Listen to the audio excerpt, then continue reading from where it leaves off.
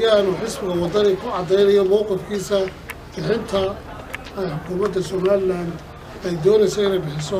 saldhigga military ee Berbera arrinta oo runtii dad aqoonyahana siyaasiyiina aan isleenahay runtii dalka la xishaalo badan bay ku qabaan oo ay ka leeyihiin oo reer wadaniya haddii ay tahay fulinta haddii ay tahay ilaa iyo maxaan ku dhahaa hoggaanka ilaa iyo ummadda wixii la tuursanaa ee xisbiga wadaniga arrintan waxay go'aan ku gaareen deegaankan hoos ku akhriyi doono oo ah deegaan xisbiga wadani ka tarjumaya waa waajib saaran xisbiga wadani ka xisbi mucaarad ahaan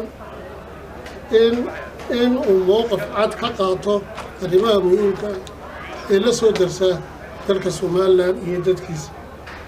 oo ugu baaqo xukuumadda talada dalka haysa qaadista tallaabo kasta oo xisbigu u arko in qaadiskoodu lagama maarmaan u tahay horumarinta danaha qaranka ama uu uga digo tallaabo kasta oo qaadistoodu halis geli karto danaha qaranka hadba kuu xalka u arko ama uu xalkiiyo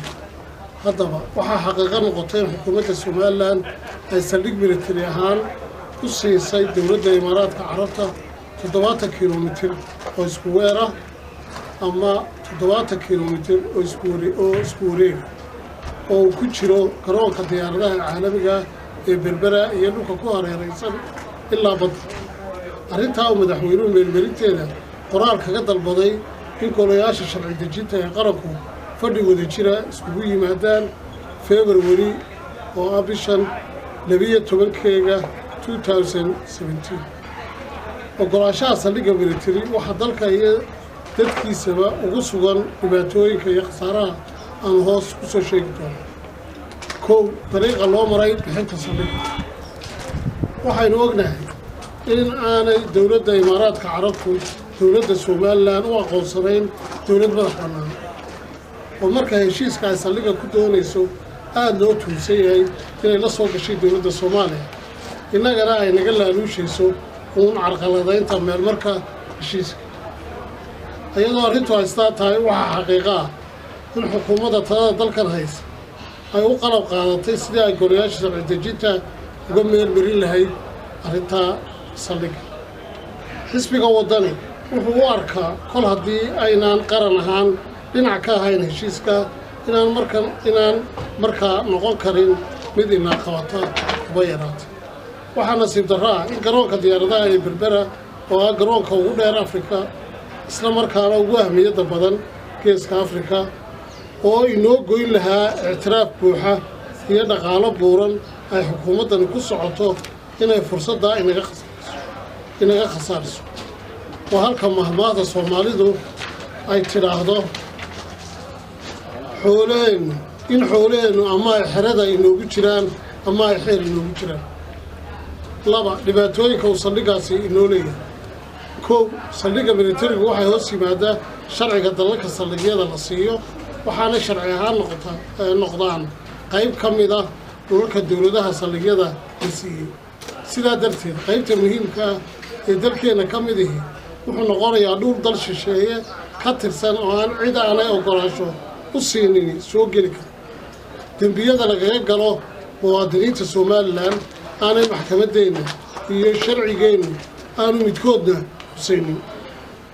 laba ciidamada la keenayo saldhiggaas waxaa loo adeegsan karaa in cadaadis lagu saaro si aynu uga noqonno madax bannaanideenna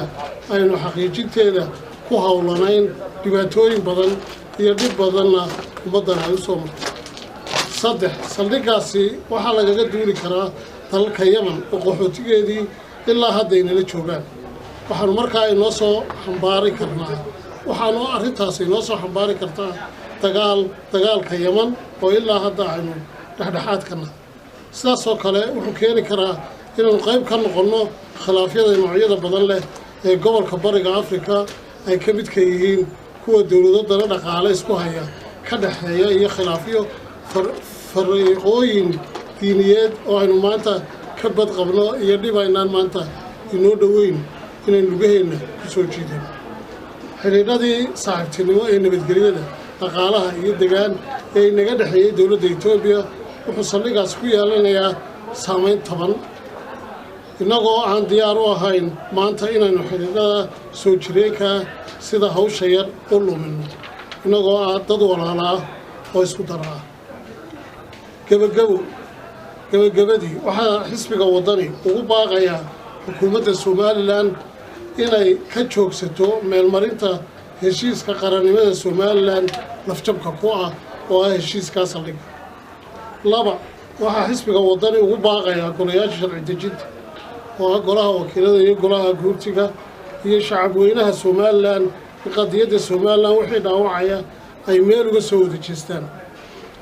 saddex waxaa xisbiga waddani dowladda imaaraadka carabta halkan ugu caddaynaya inay somalilan dhibaatooyinka kor ku xusan oo dhan kaga indha qabsan karto iyada oo ay dowladda imaaraadka carabta jamhuuriyadda somalilan si buuxda u ictiraafto si dabadeedna labada dowladood ay heshiis uga wada galaan saldhigga si waafaqsan heshiiskii Vienna ee xeerka heshiisyada la dejiyey 23 May 1969 Vienna Convention on the Law of Treaties وبالله التوفيق اللهم هدي